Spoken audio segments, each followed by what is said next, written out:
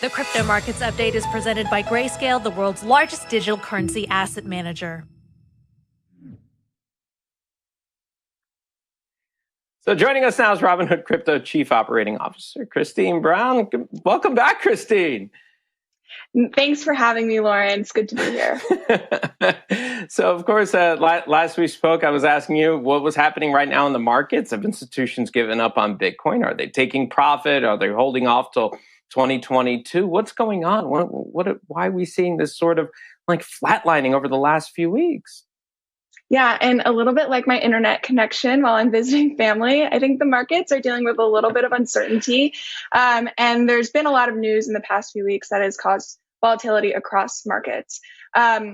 I think what's interesting, though, is that from a retail perspective, which, Robinhood primarily deals with retail investors, we're seeing that they have a longer term outlook on the asset. They're not looking to get in for quick wins. It's really a buy and hold kind of investment for a lot of our users. And with that, I'm really excited to be announcing that we are rolling out crypto gifting, another way to get your friends and your family into the crypto sphere. It started with crypto and really getting over that emotional barrier of making your first investment. It's rolling out this morning. So you can go into your app with a little as $1, get started and gift crypto for the holidays. Yeah, I saw that. Are you gifting your relatives? Maybe you can give them some crypto and get some better Wi-Fi connections and things like that. Is that exactly? Is that the goal exactly. Here? I do have one relative who every time I come home, they ask me, what is this crypto thing? How do I get involved? 3 or 4 years ago, it was, is this a scam? And now it's, how do I get started?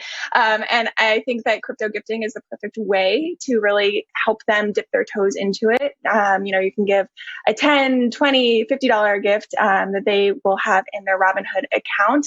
And it really lets them just experiencing it, start seeing, what does it look like on a good day, on a bad day?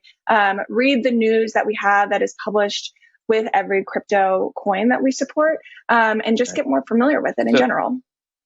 So about those crypto coins, you said you had obviously a large retail base, and the majority of your users, of course, being retail.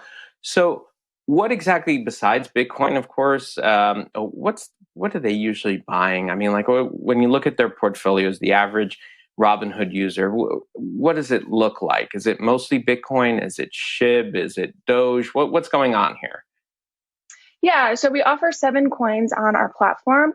And in Q2 earlier this year, we released in our earnings call a summary that there was a lot of Doge activity. That was something that really drew customers to the platform and got people started trading.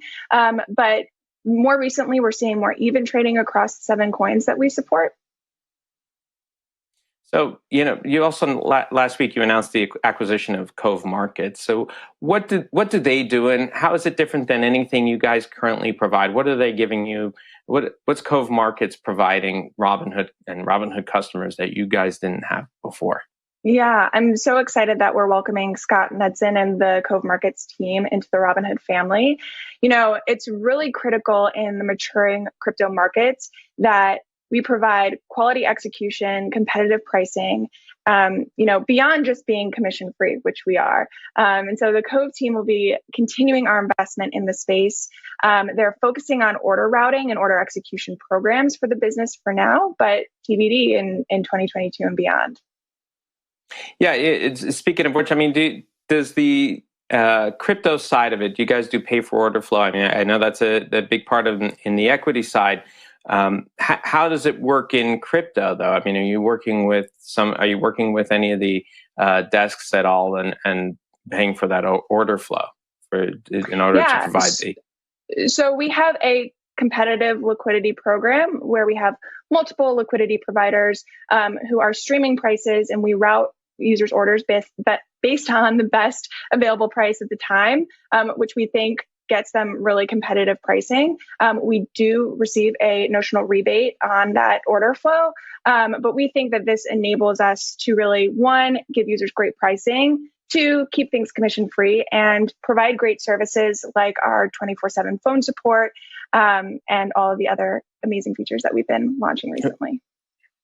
Can you name who they are, or is that proprietary secret there? We don't share that publicly, but what I can tell you is that they all go through a very robust vetting process. Robinhood is very used to, regulatory scrutiny, and we make sure that everyone that we partner with is, meeting a very high bar and a high standard.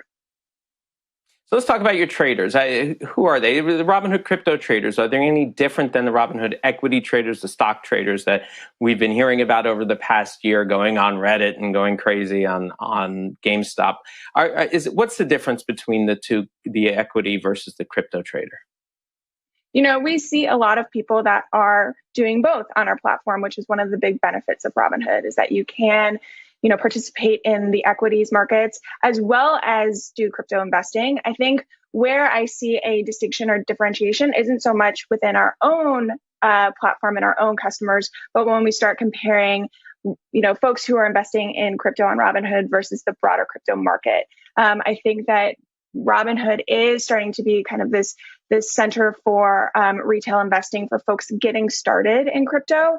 And our product set really enables this. I think crypto gifting is one of the most recent things that we have launched that helps people make that first step into crypto investing, right? If you're someone who's not really sure how to get started, if you get a gift from someone that you love, that you trust, one of your friends, it really does enable you to kind of overcome that emotional barrier of dipping your toe in the water.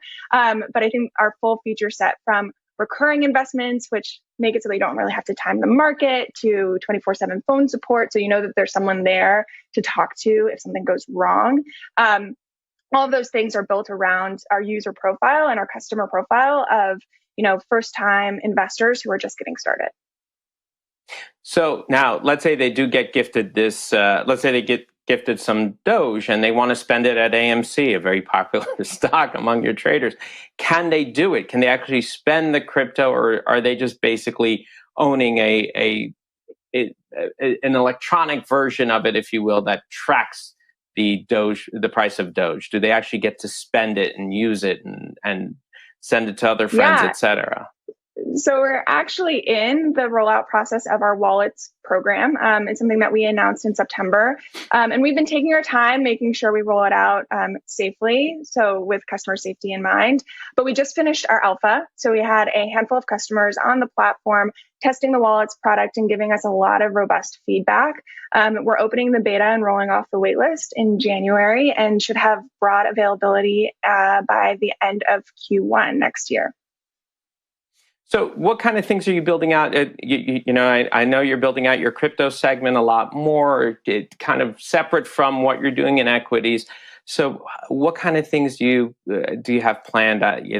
Just in general, obviously, you're not going to tell us what your next acquisition is going to be. Yeah. Though. Will there be acquisitions? Will there be those kind of things where you're going to be bigger players in that kind of market? Yeah, and unfortunately, I can't spoil too much of the roadmap of what we got planned coming up next. What I will say is that holistically, as we think about making investments in the crypto space, there's a few different ways to make those investments as a company. We can build, we can buy, we can rent. And Robinhood, traditionally, we have built a lot of the crypto infrastructure. It's homegrown. And I think that as we see acceleration and we kind of see this trend of crypto becoming more mainstream through this year, we're going to make investments wherever we see possible to make sure that we are continuing to meet our customer demand and providing users with the great experiences that they come to expect from Robinhood. Now, Christine, I look at a calendar. We're almost at 2022. So what's your outlook for next year? 2022, I think, will be on the backs of 2021. This year was really the year that crypto went mainstream from a retail trading perspective. I think NFTs really helped people understand the utility of what crypto can be outside of just a buy and hold investment. I think 2022, we will see more of this. So we'll see a shift from an investing mindset to a utility mindset. So what can people actually do with the crypto that they own? And how does that ability to do things with it actually give it more value as an investment? And then, ultimately Web3 being kind of this ultimate long-term utility across the board. So I'm excited to see more products like crypto gifting, where you do see a utility like our wallets product, where users are going to be able to take crypto off the platform and really use it in the broader DeFi system. I think you'll see more and more of that next year.